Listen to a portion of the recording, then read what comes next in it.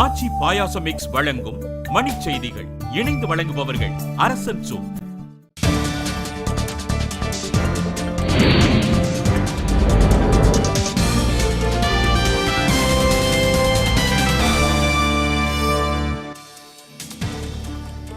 Qatar நாட்டில் மீன்பிடி தொழிலில் ஈடுபட்டிருந்த தமிழக மீனவர்கள் 25 பேர் கைது, சிறையில் அடைப்பு. குண்டுவெடிப்பு வழக்குகளில் தேடப்படும் 10 பேருக்கு RSS உடன் தொடர்பு என உள்துறை செயலாளர் தகவல். அஸ்ஸாமில் வன்முறையில் ஈடுபடும் தலைவர்களை கைது செய்ய தருண் கோகாய்க்கு நடுவண் அரசு வலியுறுத்தல்.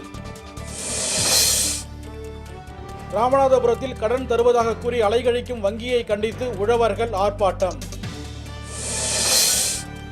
சேலம் அருகே மாணவியை கடத்திச் சென்று கட்டாய திருமண முயற்சி செய்த வழக்கில் 7 பேருக்கு சிறை தண்டனை.